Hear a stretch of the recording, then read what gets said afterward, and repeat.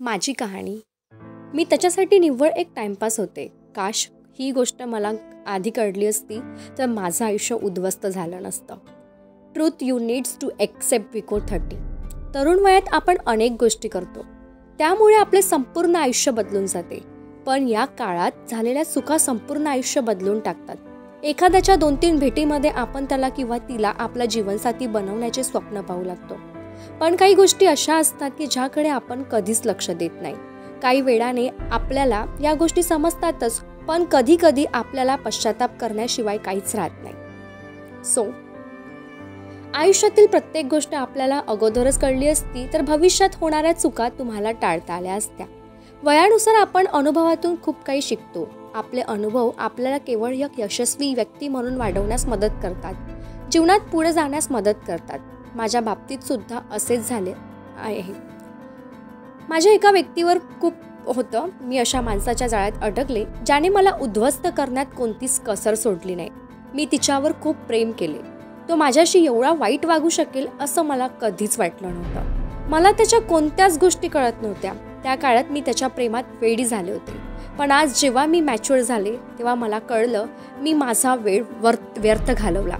30 वर्षापर्यंत अनेक मुलीच्या बाबतीत असे घडते. कदाचित माझ्या कहाणीत मार्गदर्शन ठरू शकेल. सर्व फोटो सूचक आहेत. आम्ही वापरकर्त्यांनी शेअर केलेल्या कथांमध्ये त्यांची ओळख गुपित ठेवतो. त्याचं माझ्यावर खूप प्रेम होतं. जेव्हा मी रडायचे तेव्हा तो खूप भांडायचा माझ्यावर, आणि माझ्यासाठी सर्व काही खूप सुंदर स्वप्नासारखे होते. मी प्रेमात खूप बदलले आहे आणि हे पाहिले. मी पूर्वीपेक्षा जास्त आनंदी होते. या काळात मला एक गोष्ट दिसली नाही, ती म्हणजे तो आधी कधीच व्यावहारिक माणूस नव्हता. खरं तर जेव्हा तुम्ही एखाद्यावर प्रेम करता तेव्हा तो नेहमी तुमच्यासोबत असावा असे तुम्हाला वाटते. पण प्रेम आंधळं असतं असं म्हणतात. प्रेमात विचार करण्याची आणि समजूत घेण्याची शक्ती कमकुवत होती. माझ्यासोबतही असंच काहीसं घडलं. त्यामुळे प्रेमात असाल तर या गोष्टीचा विचार करा. तो मला नेहमी सरप्राईज करायचा. माझ्या आनंदासाठी तो सर्व काही करायचा. मला तो भेटण्यासाठी खूप प्रयत्न करायचा. माझ्यासाठी सर्वच काही स्वप्नवत होतं. शेक्सपियरच्या प्रेमकथा माझ्या आयुष्यात वास्तवात येत होत्या. पण काळानुसार सर्व काही बदलून गेले. मला अजूनही चांगले आठवते की जेव्हा मी त्याला डेट करत असताना खूप साधे कपडे घालायचे. पण तो खूप श्रीमंत होता. त्याचे स्वतःचे घर होते. पण ज्या दिवशी मी त्याला सांगितले की आपण भाड्याच्या फ्लॅटमध्ये राहतो, तो माणूस मला सोडून 2 दिवसात निघून गेला.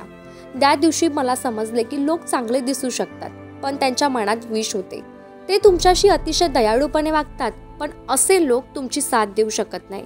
अशी लोकांची ओळख लवकरात लवकर ओळखणे गरजेचे असते.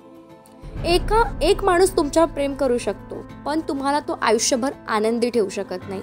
पण जीवनात खरे प्रेमापेक्षा बरंच काही आहे.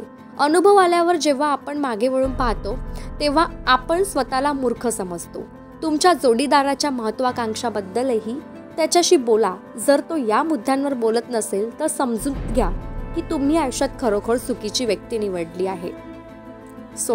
हा लेख कसा वाटला तुम्ही मला कमेंट करून सांगा. हा लेख माझ्या लाईफचा नाही आहे, जस्ट मी एक गाईडलाईन्स म्हणून रीड करून दाखवलेला आहे. तुम्हाला याच्यातून काहीतरी शिकायला मिळालं असेल. चला भेटू आपण पुढच्या लेखमध्ये.